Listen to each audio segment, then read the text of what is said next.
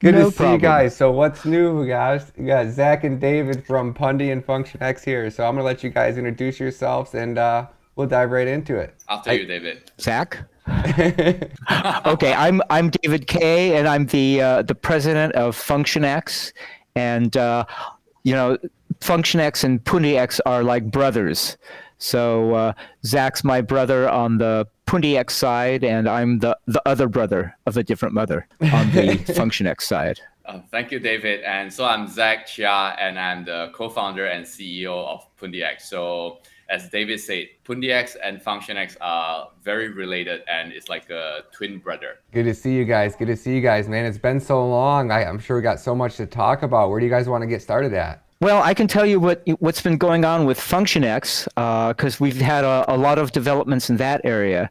So, with any decentralized network, one of the really key components are having enough nodes around. And our nodes are controlled by what we call validators. So they're like miners in other environments. Mm-hmm. And so when we launched the mainnet for functionx, we had foundation hosted validators to ensure the stability and the integrity of the network. And then 2 weeks ago, we've opened up the system to the public. And so now in just 2 weeks, we've added 20 additional validators. So that means additional nodes. So greater security, greater stability, faster transaction speed. And these validators it's been really great because they've come from the community. And in addition, then we have some nonprofits that have joined along. So in Japan, there's a consortium of blockchain companies, and they now are a validator. Out of Indonesia, the Indonesia Blockchain Association is also a validator, as well as the European University out of Cyprus is also a validator. So it's growing. It's been a really interesting experience. We have a great guy on our team named Richard Ng, who takes every validator through a training on how to set up. And so far, so good. It's working very, very smoothly. Wow. And are you guys expanding to more and continuing to grow and add more and more nodes? Absolutely. There's, that makes you more and more decentralized, right? The more nodes you're adding as well. And so, you hit the nail on the head. So, I'm a lawyer, so I always have to approach these things from kind of a few different angles. Mm-hmm. And I think that the key element that regulators are going to be looking at, they're looking at it now, they'll be looking at it and scrutinizing it more, is how decentralized are you? And so, I think every network that operates is going to have to justify, their decentralization. And so that's it's nothing you don't turn on a switch. It's a journey, mm-hmm. And we've got a really good start to it. So having more and more nodes, and these nodes, having them from the public and from institutions is a very positive thing from our perspective. Yeah, that's 100%. That is huge. Now, is there gonna? And you said something there in the beginning about some type of nodes. Is that like a community where a group of individuals can get in and have a node together? Is that what you were saying? That's also, I think that's also a possibility. What we have now are individuals. Okay. Are they individuals, or are they, consortiums or groups mm-hmm. of people? That makes no difference.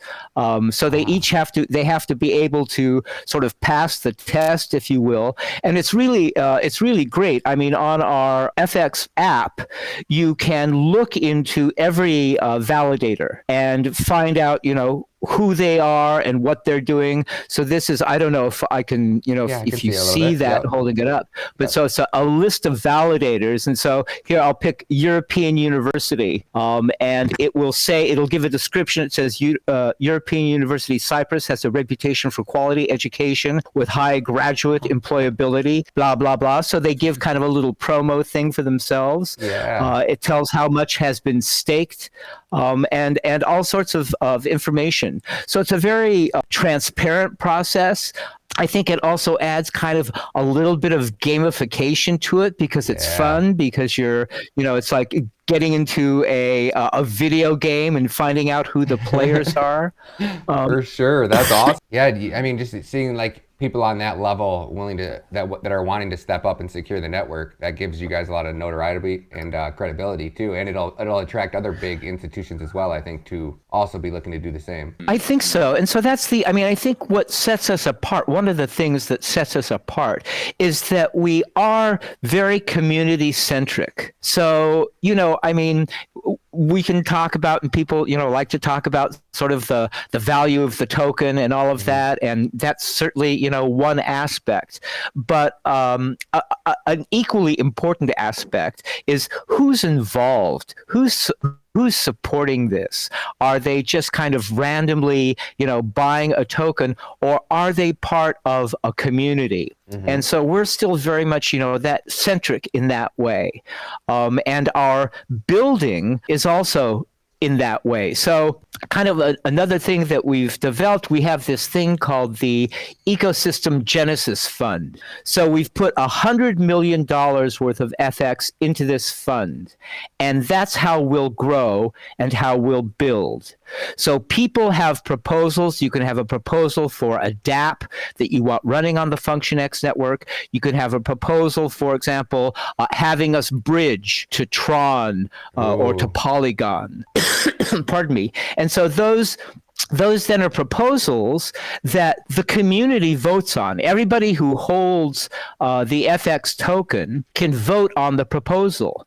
And before the voting takes place in our functionx forum, we have a discussion about it. So people within the community can feed back. And so you have an opportunity, if you're a developer, you have an opportunity to get feedback from the community as to, what would be better. How can it be improved? And the person putting up a proposal will put in a budget, and then people might feed back and go, we understand that budget, but maybe you should break that up, maybe you should have milestones that you obtain. So, a certain amount of money will be released at this point, and then another amount then to ensure that you're growing. And so the community operates like an incubator, if you will. And so, there's feedback because they are also ultimately often the investors. So if they're going to be supporting this proposal and they'll be voting for it, so that, that gets them more involved. And again, it goes back to this idea of having us being a community that grows, because that's the only way you can have really sustainability over time. Yep, I agree, man. That's the community builds the crypto doesn't build the community. I couldn't agree with that 100% more. So how has it been with you guys in El Salvador? That seems to be the talk of the town. Like, you guys are really, I tell everybody when I'm a multimillionaire, I'm gonna buy $1 million just to say thank you guys for everything that you guys have done for the crypto community. Like, really, you guys have done so much to help bring adoption to the masses, and I think that you guys definitely don't get nearly the credit that you guys deserve. So how has that been, getting into El Salvador and helping them, develop and make Bitcoin their main currency? Has that been interesting? Or Yeah, no, it's been very interesting because, it's like in companies, so I can remember when I was at Microsoft and Bill Gates would give a mandate for something like, we must have something in China. And that's all he says. And then everybody else has to scramble to build it. So I think that's kind of my sense of El Salvador. So you had, the president come out and go, okay, we're going to accept Bitcoin as legal tender. And then the minion below him all have to scramble, like going, God, we've got to write regulations that allow this. And we've got to find a distribution network. And, there's all these kind of technical things that are involved with it. So, it too, like all of these things, is a journey, and we're working very closely with both the government as well as, right now we have a key distributor that we're looking at. We have, devices there. We've got, certain technical hurdles that we have to overcome. While he's mandated that crypto be used as a legal tender, he's also mandated a single wallet that's called the Chivo wallet. And so, we have to ensure that our back end can integrate with that well. It's a process, but it's very exciting. And we're on the on the ground floor of this, and it will be a really excellent case study for us. And because I think we'll see it grow, and maybe it grows first in Latin America, because you're starting to hear rumblings from other countries there, from Argentina, from Chile. So it may be something that grows there first. I also think another really sort of hot market for it will possibly be Africa. So particularly those countries that have dealt with not only high inflation but hyperinflation look to cryptocurrency as an answer to that, as a way not only of storing value but of dealing in commerce. So I think it has huge growth prospects, and I think El Salvador will be a good example for other countries and other companies to look at. And their Bitcoin city, am I not mistaken, that because their city runs on Bitcoin, that the city generates enough revenue that people working in the city do not have to pay tax? They get to keep 100% of their paycheck. Is that true? I haven't heard that. You'd have to have somebody from the government state that. Okay. They have cut out sort of a portion, as I understand, maybe that runs along a river or something, that they're calling Bitcoin City, because they too, again, it's a journey. It's one of those things, again, you can have the man on top say, this is what we're going to do, but then you have to build it. You have to ensure that the infrastructure is there, and you have to get buy-in from the people that they want this. And so that too is a process. So it's an educational process that the government is working on, and getting all of the things in place. It will happen, and it will be I think a good model for others. But it didn't happen with just the president saying, let it be. Yeah. And you guys have been donating the XPOS stations, or what is Pundy's role in you guys helping them, make that become a reality? Right. So donating, I think we've donated 150. Is that the right number? 150 expos. And so we've sent our regional head there, a guy, João, out of Brazil, to go down and do the training on how to set up the device. And how it will operate. And then those 150 are donated. It's donated, on my understanding, on a first come, first served basis.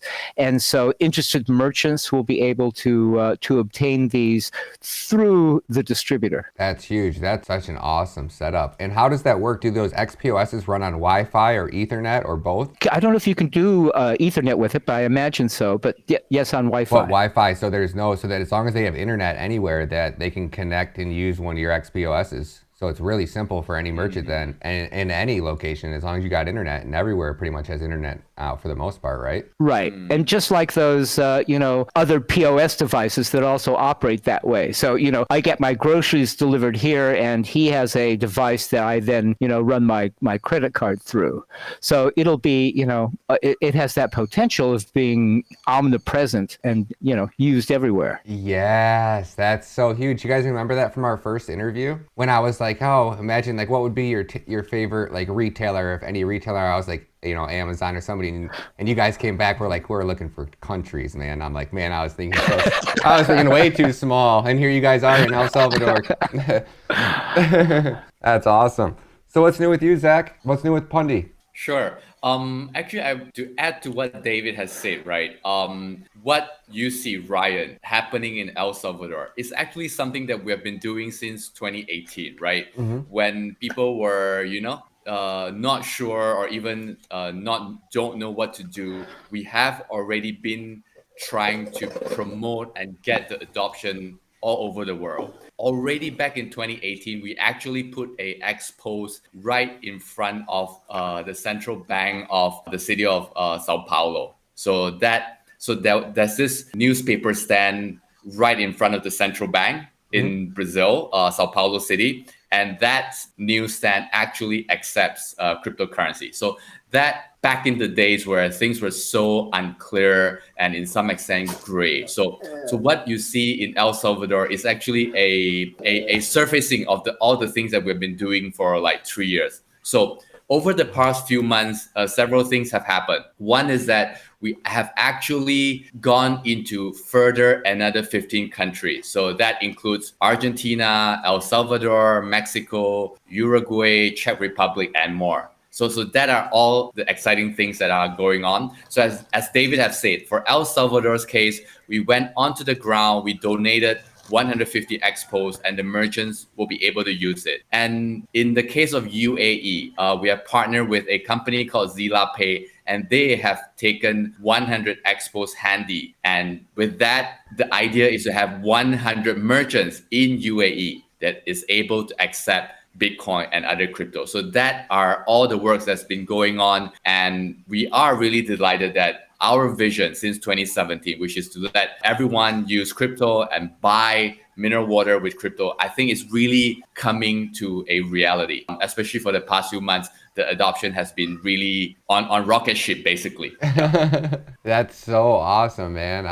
I can't thank you guys enough for everything you do for the community, man. I wish I could have you guys on the show to help promote for you guys more often, man. Anytime you guys want to come on, you guys are always welcome. So tell us more about what you guys have been doing. I'm so intrigued, man. David, I think the Ecosystem Genesis Fund, we should share more because we have $100 million worth of funds to deploy on various things, especially for the community. And I think that is something that is less talked about compared to other things. So we have a Ecosystem Genesis Fund worth $100 million that we want to deploy. We've had 7 proposals so far. So how I've kind of put it to the community is, think of this as an incubator, and you're an entrepreneur, and so you're coming in, looking to attract a community and investors. So, put together a proposal.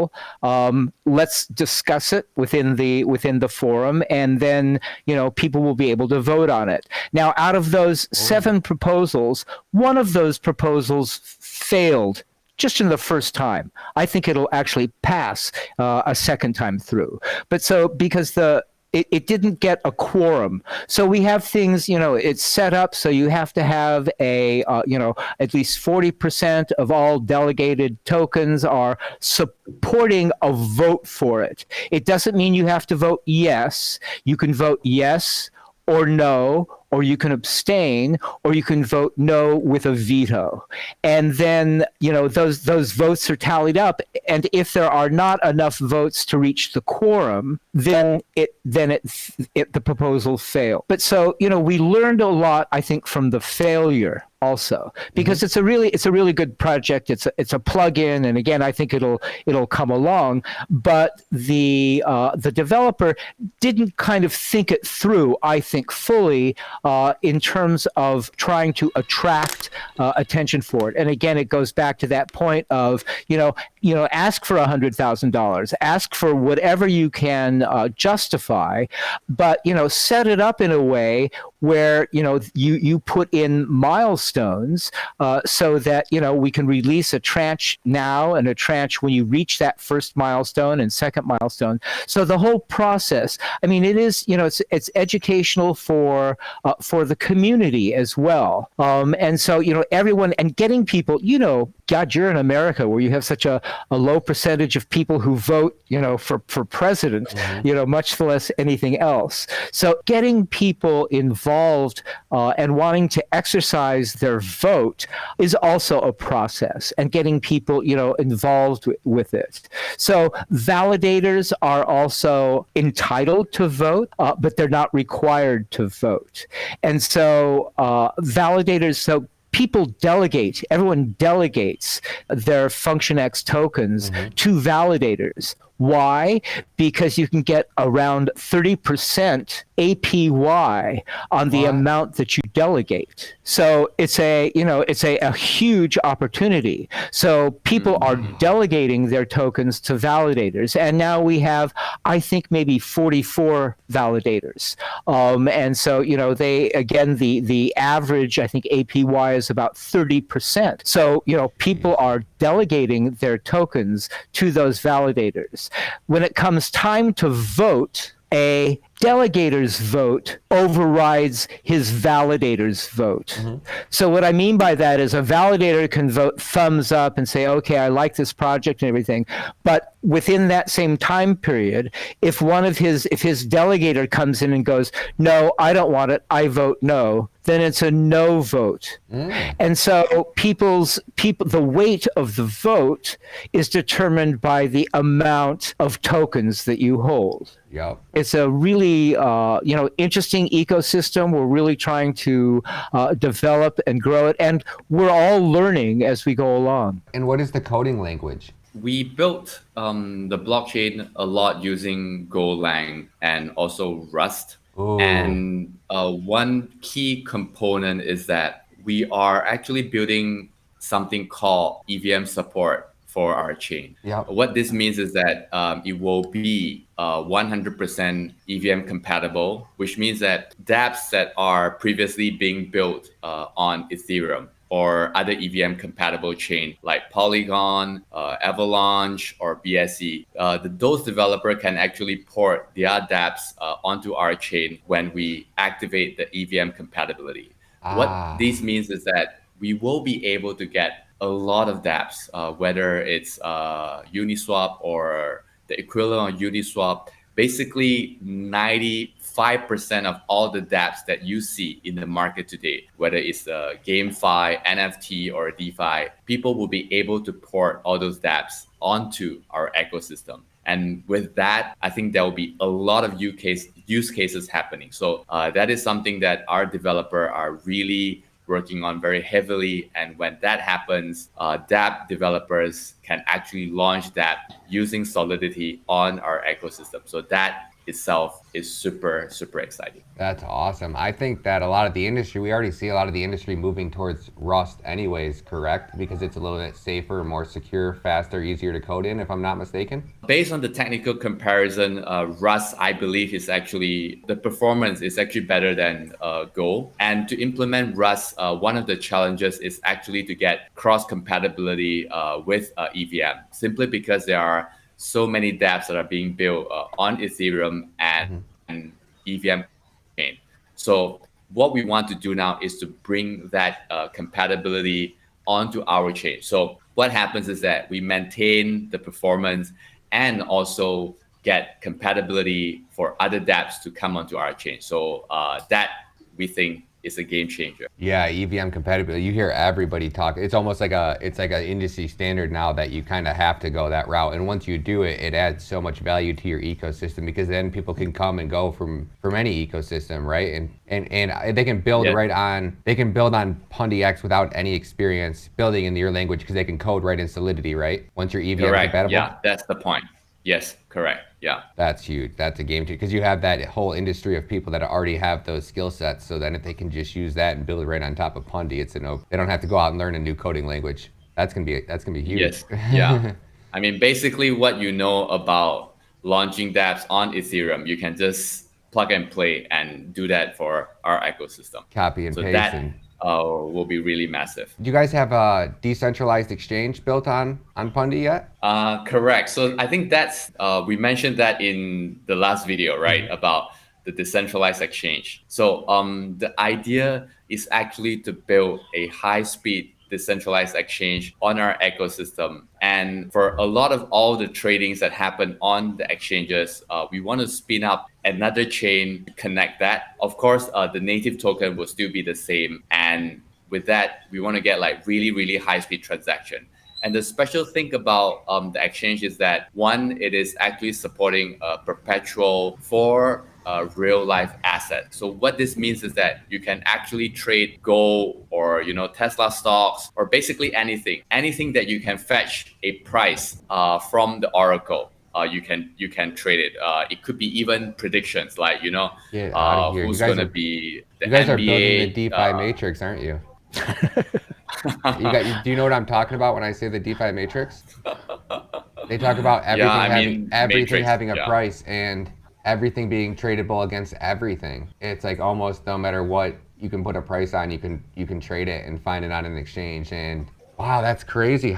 So can you tell us more about the tech behind that high speed DEX? What is going to separate that and make it high speed? And can you give us more on that? I'm so intrigued Okay, now. I can share a little bit the design philosophy behind it. All right, so right now everyone is comparing like speed, right? How fast can different chains? Our design philosophy for our exchange is that we want to be able to spin up multiple chain for one exchange itself. So what this means is that when you are trading a say gold pairing, gold USD stablecoin pairing, so that could be running on chain A, whereas David is actually trading Tesla dash BTC. Yep. But that pair can actually be traded on another chain. So which means that we are actually spinning up lots of chain to make sure that the performance is really, really high. Because ultimately, every chain has a kind of like bottleneck, right? Depending on the number of validators, the hardware requirements, and etc. So in order to beat that, why not create many layer two on the exchange? So instead of one layer two running, we create like multiple layer twos depending on the demand. And with that, high speed can actually be achieved. I mean, of course, the real implementation is much more complicated than that, but that is the design philosophy behind. Yeah. Wow, that's so cool. So when you say spinning up another chain, is that adding like a parallel asset or is that a shard off of the main chain or So that will be a main chain to connect all the different chains, right? So that is FX core, the Yep. functionx main chain. And we can be very granular in the sense that every pair, as Gold Dash stablecoin can be running on their own layer two chain. So we will have ah multiple layer two, if you will, uh transacting, trading. Because by the end of the day, if you are trading Gold Dash stable, your pairing will not be interacting, or you will be interacting minimally with another pairing that is like Tesla slash BTC, right? So why don't we focus all the trading of like Gold Dash stable on a dedicated chain, and when you trade and when you close your order book, then the trades get back to the main chain. So the challenge for us is really to be able to spin up many layer two. I mean, if you will, we can call it a layer two, and to manage the relationship between the different layer twos. We believe that that exchange itself will be very high speed, performance wise it will be very strong, and we want to add another layer to it, which is a very new unseen use case, which is putting perpetual on, in your words, right? Like DeFi on Matrix, any kind of asset that is tradable, that we can fetch a price, that we can get liquidity, that can be on perpetual. For those that in the know, FTX rely heavily on perpetual trades, so that is actually quite a substantial percentage of their revenue. So we are trying to bring perpetual, not just on crypto, but actually in real life assets. So that is, yeah, a lot of work involved. I could only imagine. Wow. How far away would we before we seen like a test net on something like that? Is there can you even Sure. put a So ballpark on it or is it too Sure. So the community has always been asking, when can we see the exchange? So what we will do is that it will be a stepwise launch. So I think we did a pretty satisfying job when it came to launching FX Core and Pundy Exchange.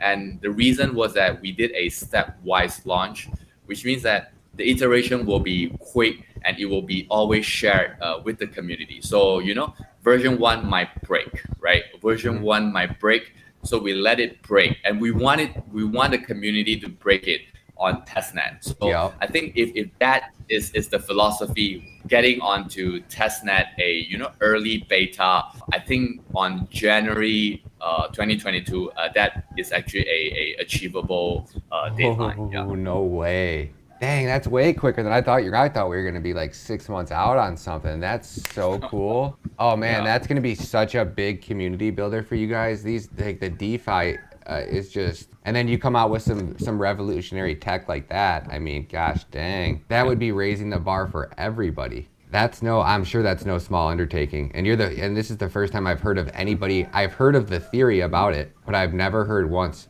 in any community anybody attempting it. Yeah, I mean there are several challenges that we need to solve. One is actually the liquidity challenge. So, say for example, Tesla dash BTC, it could be a brand new pairing, right? A pairing we have never seen before, or it could be, I mean, just a crazy example. It could be, presidential election dash BTC. So that is the prediction pairing. So we don't have a prior pairing to that. So there's no precedence. With any pair that doesn't have a precedence, creating liquidity is actually one of the biggest challenge apart from building the exchange. Yeah. So which means that, if you want to bet, Mr. A winning against Mr. B and the underlying asset is BTC. So you have to have a counterparty to bet against you. So I think that building that liquidity is the second challenge to really get that exchange to mainstream. Yeah. And that would be something like adding liquidity like on a sports bet though. Like you would use similar to like a sports book, right? Where people are betting on teams versus the underlying asset being US dollars. Correct. So, when we bet on team, there needs to be someone betting against you. Yep. Right. So I'm betting for I'm betting for Chelsea. So Chelsea plays against Liverpool, and Yep. so someone has to bet for Liverpool for me to take Chelsea. So that kind of liquidity is actually something that we need to focus on after the exchange is being built. So basically, it's a little bit like, you have the exchange, you have the car, but you need to build the roads for it. So Yep. so the liquidity in some sense is actually the roads. Yeah. And is that like you would then have some type of smart contract that would automatically increase and decrease a spread based off the amount of people betting on one side versus the other to? Well, okay, that's a very good question, Ryan. And I think that is also the secret, the secret sauce when it comes to perpetual. So say, for example, everyone is bullish with Liverpool beating Chelsea, right? I mean, I love Liverpool. So so then everyone is betting for Liverpool, and there are less people betting for Chelsea, right? So it's actually a skewed order, right? A has more order, B has less order. So what happens is that in a perpetual context, there is something called the funding rate. The funding rate is actually a constant rate that is being charged against the more heavy side, the more favorable side. So in that instance, Liverpool has a more favorable, more people are betting for Liverpool. So all the guys that are betting for Liverpool will have to pay a funding rate. Yes. And the funding rate will keep increasing until the guys that are betting for Liverpool and the guys that are betting for Chelsea reach a equilibrium. Yeah. Right. Yeah. So once there are more people betting for Chelsea, then the funding rate gets charged the Chelsea guys. Yes. Right. And that's so the sweet. thing about the funding rate is that it's not paid to the platform. It's being paid to the opposite party. So Yes. if you, Ryan, you are betting for Liverpool and David is betting for Chelsea, and there are more bets in favor of Chelsea, then David indirectly is paying a fee to you for maybe taking the risk of Yep. betting the more inferior team or whatever that you want to call. Yeah. Dang, that's gonna be so revolutionary, man. And then where that'll go to and what that's going to attract to the Pundy ecosystem is gonna be. Now, how long do you think it would take to really get something like that on mainnet? I would assume that's like a year long at least type of project. I can only imagine. Right. Good question. I mean, we have a timeline in mind.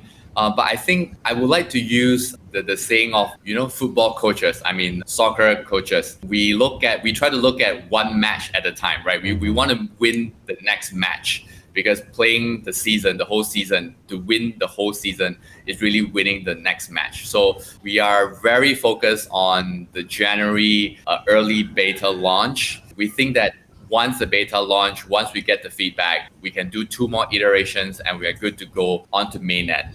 Maybe things will happen faster, maybe it will be slower. We really don't know, but definitely 2022 will be very exciting. We will get lots of real life use cases, and people that are betting on various things will be very intrigued by the platform. Yeah.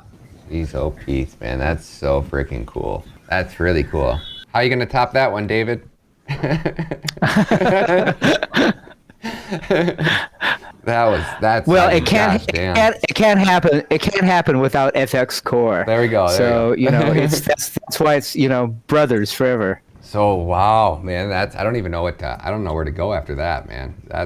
The wheels are just spinning in my head right now. I can't stop. That's crazy to think what you guys could be doing with that and what that's gonna do to it gamifies it gamifies everything. Everything then has value or purpose or potential value. And then where you could go with that. Wow, that's so cool. Do you guys have any plans for any NFTs in the works or any gaming projects? That seems to be the big talk of the town right now. Or anything in the metaverse category? Or is that what the... Yeah, so we've been hearing so much about metaverse, GameFi. GameFi was like super hot in November or October, and now we have metaverse, which is like even bigger than GameFi. The way we want to cater for all this very upcoming entertaining offerings is actually through something called the purse token. So for every pundix token holder, they are able to delegate their token onto pundix chain, and in return get a reward token, which we call the purse token, right? And we want to we have said that in the very beginning that we will not try to give purse token monetary value. Even though it's now on CoinMarketCap and the price seems to be going up, but we will try not to give it a value. But so what's the use of purse token? The purse token is used to exchange different things. It could be used to exchange a Netflix subscription. It could be used to exchange NFT built by other teams. It could be used to get a season ticket for NBA or whatever. So that is how we want to position ourselves in the NFT / GameFi / multiverse ecosystem. We will have this reward token, which can be claimed by every pundix token holder, and through that, they can also contribute to the decentralization of the ecosystem. And with that, they get the purse token. The purse token will be able to be used to redeem different things, and many of them will be NFT and multiverse related. Yeah, metaverse. Sorry. Yeah. Yep. Now, how do you get these purse tokens? So what you do is that you actually bridge your pundix token from Ethereum onto pundix chain, right? Using our wallet, and then you actually delegate the pundix token into the different validators. So one very key component is that we have 2 different sets of validator. One is the one that David mentioned, which is the FX Core validator, right? The FX Core validator right now has been open to the public, and that's the one that David has shared. And at the same time, the pundix chain also has our own sets of validator. Right now, it's fully managed by pundix. It's not open to the public yet. So what you do is that you take your pundix token, bridge it from Ethereum onto pundix chain, and delegate it into the validators, right? You can pick any of the 20 validators to delegate. And right now, the APY is really, really amazing for the purse token. Again, we don't want to give a monetary value to the purse token, but it seems to be going up quite a bit. Yeah. Yep. Where is Yeah. So now, what do you say that with your tokens? You're delegating your tokens. That means that they're staying in your wallet, correct? When you delegate them, or is it correct? Yeah. So they stay in your wallet, so they're not at risk or anything when you're. Well, so it's a smart contract, right? So basically, you are trusting the smart contract Yep. lock your tokens with a validator. So if you are talking about risk, right? What kind of risk a person that is delegating the tokens have? Basically, the risk is actually smart contract risk, which means that if any shit happens to the smart contract, right? Basically, everyone gets bazooka, right? I Yep. mean, whether you are the delegator, whether you're the validator, but the point is that if you don't even trust the smart contract that is being created by pundix, right? So why get the pundix token in the first place, 100%, right? 100%. Yeah, Yep. so I think that is the theory. But we want to be transparent. We want everyone to do your own research. That's something that David always talk about all the time. You know your risk, you take your bets, and you take informed winnings. I think that is the philosophy, right? Yeah. 100%, man. I love that you guys are so transparent about it, because you have to be. In this industry, that goes such a long way, and just another reason why I love you guys, man. It's awesome. 30% APY, that's insane. Now, is that a fluctuating rate, or has that been pretty consistent for the last, since you guys launched? It's been pretty consistent. It's with new validators coming on, it varies a little. But so because you as you look at your validators and you see all of their you can see what their commission rate is. You can see all these things, so they'll all be kind of factored into that, and to what kind of how much delegation they can kind of attract. It's been at 30, 31. Some go down to maybe to 29. Wow, that's still, either way, 29, 30, that's still up. That's great. I mean, if you're holding on to any asset and you're getting 30% APY, in my opinion, that's exactly. I mean, people trade, to try to they trade, to try to make 30%. That's really, really good. I mean, I don't see that much risk in staking, in delegating assets like that. When you're securing a network, I feel like it's like you're crazy not to, because your money in a year you already made 30%. Then if the asset goes up, I mean, heck, you're almost breaking even, kind of thing. And you got to be earning passive income in this industry. If you're not, you're crazy. So that's the whole part. That's the whole point of owning crypto, really, in my personal opinion. So I think so. And there'll just be more normal people or common people getting on board when they realize that the banks, wherever they are paying them 1%. Some even are charging them to keep the money, right? In places like Switzerland, Japan, is negative interest rates. So. And just like logically going through my head and seeing you guys in 15 new countries since the first time that we spoke, I would imagine that anybody that deploys a XPOS system, Pundy tokens in one way or another, and if they're holding onto those assets, they would want to be securing the network. So it seems like every time you guys put another POS station out into the ecosystem, it would be one more person that would be then using and interacting with pundix, and then in theory staking, taking more coins off exchange, out of circulation. And then we all know what happens after that, but we just can't talk about it,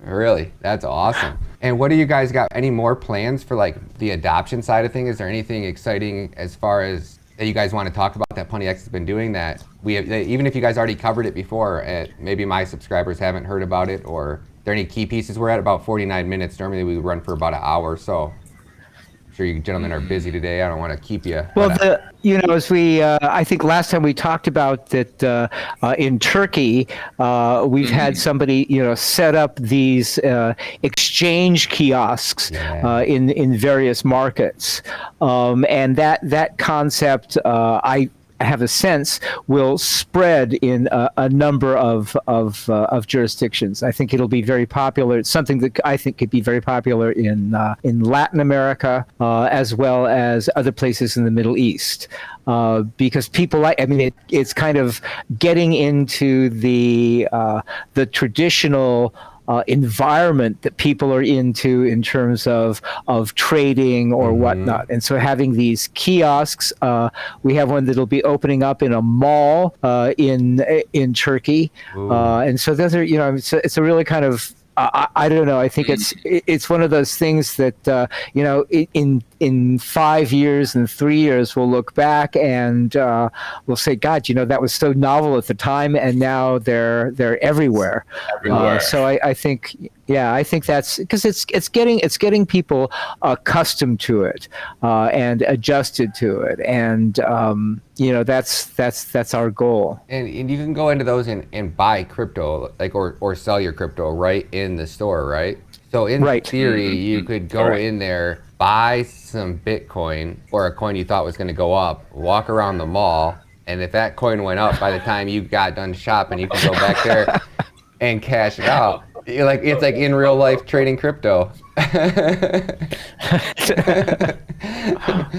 Well said, right. That's pretty freaking cool, man. So what is that exchange? Can you tell us a little bit more about like what does that do? I'm sorry, I never really got into like the whole stock side of things, like where I went in. I mean, I went into Edward Jones a few times and bought a few shares of some things, but never really. I think it's so. I think it's I mean it's much more like because you live in a country where there aren't foreign exchange counters in places, but in a lot of countries, and particularly where there's lots of tourists or where you have a less stable sovereign fiat currency around, they're everywhere. So here I mean I live in Thailand and we have those kind of kiosks for foreign exchange everywhere because you have lots of tourists coming in, and so Thailand is on the road to really attracting a kind of crypto tourists that they'll be able to use their crypto on when they're in Phuket or up here in Chiang Mai. So it's having them kind of around that way. So when you're traveling outside of the U.S., you generally keep with you either. Do we even have traveler's checks anymore? I don't know, so. but maybe. but I still travel with cash, and I always have like U.S. dollars. But there's times where you have to change them, and so this is really kind of modernizing or digitizing that whole process. I don't know if it'll be something that would catch on in the U.S. But again, I think in these other countries where they're dealing with a less stable fiat, they'll be attracted to that. Now I get it. I get it because you don't need to have that country's currency. When I go to Turkey, I can walk into the XPOS with any crypto I have and walk out with whatever currency I need to go buy and shop in that mall. That's right. So for example, in Turkey, the major currency of trade at this point are U.S. dollars. That's scary. It is scary, but that's because the lira has been pushed with inflation to a point where instability. People are looking for more stable currencies, right? Yep. And then they're going to the U.S. dollar, which is following down the same path at currently, and eventually where the crypto is that's going to very, very smart that they're putting those in there right away. I mean, that's really, really smart. Because then their ecosystem, they thrive no matter what. Like that mall or wherever they put those will, it doesn't matter. You just open up the possibilities from anybody from any country to come and interact, any tourist. That's so smart. Wow. Wow. So let's let everybody know where they can find you guys on Twitter. What are you guys' what social media platforms are you guys most active on? And if people are looking to build on top of Pundy or functionx, where would they go to apply for these grants? And let's make sure everybody knows where to find you guys. So functionx.io, and in the menu you can find everything that you need and links to other programs that we're doing. So that's for functionx side, and then there's pundix.com. And we have, so there are, supporter groups. We have, I don't even know how many. Telegram. I remember when I joined like Pundix Telegram, I was like, the 300th, participant. Now there's, 30,000 or something. And so there's lots of different groups for every language, and so we have a lot of different language support for these things. So and on Twitter we have there's you can just look up our name, the pundix Twitter accounts and the functionx Twitter accounts, and they'll all lead you to. You can look at the followers and then see from that. And what is the actual Instagram? What is the Twitter one? Because I get on there and I'm like, I start typing in Pundy and it's like Pundy pundix labs, pundix, and there's so many. I'm like, shoot, I feel bad because I don't know if I'm tagging the right one. So I think it's pundix official maybe or something. Pundix Do you know official. what it's? FuniX Labs, yeah. pundix Labs. Okay, cool. Yeah. Labs, LABS, yeah. Yep. And what about you guys' personal? Do you guys want to share those? Sure, I'm always David Ben K. Yep. So I'm my Twitter, my Facebook, my Instagram, everything. There we go. Perfect. What about you, Zach? And mine is Zibin, Zibin. Somebody's got music playing in the background. Oh, sorry. This is Thailand, so this is that time of night when they start playing things. Oh, nice. I'll mute me. No, you're good. Okay, yeah, that might work for this last part. It just started. All right, what about you, Zach? Zibin, Zibin. Zibin? Correct. Yep. And what are you guys active in the Telegrams and personally active on those channels? Or if somebody's looking to contact you, I know that you guys are really active in your communities. So I think we are. Yeah, I think we are. I mean, we have reached a point where we cannot be there like every other day, which we used to, but we try to be there every fortnight, just to say hi and things like that. And we know many of the people from the community.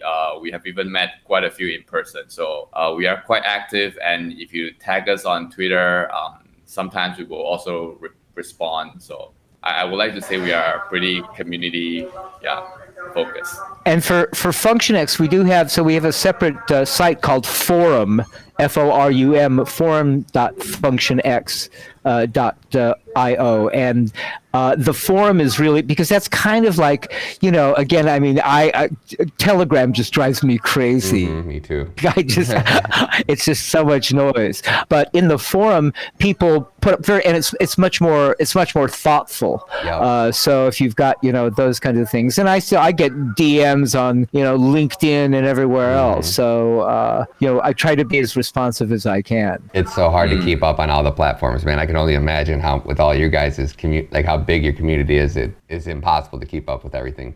And then I always ask too, because so this is not personally towards you guys, but how have people been getting scammed in the communities? Like, what can we help educate people to help protect everybody in these communities? What is like the most common thing that's been happening? Because it happens on every single blockchain, on every single ecosystem. Is there people that, are there any fake wallets out there, fake tokens, or anything like that we should help educate people about so that they can protect themselves? Yeah, I think, people have to be careful. That's the thing. And it can happen to anyone, I mean, I've been unknowingly hacked also on these things. Yep. So you just have to be, always looking up at the URL that you're at the right place, and doing your, make sure you know what you're doing. It is a kind of a dangerous, area out there. It can be. I know with a couple of the other chains that I interviewed that they were having problems with people in the Telegrams having people click a link, and then that's directs you to your quote unquote wallet, and then it asks you to give them permission. And they think that was somebody being a fake developer and then they grant access to it. So I just wanted to make sure that there wasn't anything like that, any issues going on like that with the functionx wallet or anything like that. We constantly in our Telegram groups, we are constantly, notifying people that if you want to check the authenticity of somebody who, claims they are, part of us. But it's also that, it should be common wisdom by now that you don't give out that kind of information. I don't, so you don't, open up emails that you don't know where they're coming from, and you certainly don't click on links that you're not, fully aware of. But I think the scammers are often 2 steps ahead. Always. So one, you just got to be really, really careful out there. Good. Well put, David. Thank you, man. I think that I'll be driving that point home, man. I always feel so bad because these people that are new to the crypto space don't realize how, there's nobody that's going to come to help you if your crypto disappears, And once it's gone, there's no, admin or somebody that's going to help reset your password and now when they create their functionx wallet with their seed phrases and everything like that, Have you guys, is there anything we need to tell them about that, or is there been any issues, or is the best way, when they use their app, are they creating seed phrases as well? They'll have a seed phrase, and then they should write it down on paper. We know that now. You don't take a picture of it, and because that could also be hacked, and then that's something that's out there. So it's just you write it down on paper. I keep mine literally in a safe, and I'm the only one who has access to it. And and my lawyer in the case of my untimely demise. Yep. So I think we'll see more and more. The hot topic in kind of the crypto legal area right now is in terms of insurance, and so you're seeing a whole group of people becoming more and more interested because it's difficult for exchanges or for anyone to get insurance in the crypto field, but Lloyd's out of the UK has an ongoing sort of workshop or sandbox where they're bringing in brokers and whatnot to look at that area. Wow. And so I think that we'll see over time, and it's not going to be a long time. I think you'll see probably within half a year that insurers become more a part of this, and that that helps the landscape some. And last thing, is there any place that we can direct people with these new ecosystems every time someone jumps off? And I know you guys are getting ready to. It's the fake projects that are built on it that claim to be a part of something that they're not. Like, oh, we're partnered with pundix, and they're just because it's open source and anybody can build on pundix. Is there anywhere that you guys will post first where people can verify what projects that are actually being built on top of the ecosystem and have been vetted by you guys, or are a part of your grant program, so we know that at least pundix kind of take a look at them? Or I think it takes a lot of common sense, but again, the space is moving so fast, right? Sometimes we just cannot get hold of it. So the simple way is to double check on Telegram, on our Medium blog posts, and our forum. What we always say is that triple check, right? Before you send something to someone, or when you triple check, check our Twitter. So if you type the wrong, Twitter handle, at least you can double check on Medium blog post. And if someone wants to, they create another Medium blog, which is like, one double P, and at least you can check on Telegram. So triple check everything. Yeah. And where do you guys, so if you guys partner with a project or you guys onboard a new project, where do you guys post about that first? Where would the place for them to be? Twitter? Twitter and also Medium blog posts. So these two are like the most official channels. Forum and Telegram is really active, but there are things that are happening faster than the official announcement. Yep. Yeah. Awesome. That's great, man. Well, David and Zach, thank you gentlemen both so much for coming back on the show, man. It's an honor. And again, anytime you guys want to come on, if you guys got news you guys want to get out there and help spread the word, you guys are welcome anytime. So just don't hesitate to reach out. And it was an honor to have both you guys back on the show. Thank you guys, big time. Thank you. We appreciate the opportunity. We really do. Thank you guys so much, man. Thank you, Ryan. It's a pleasure. Thank you guys so much. Hopefully you guys have a great day. And again, thank you guys for everything that you do for the adoption and everything that you've done for the industry. We appreciate you big time. So thank you guys.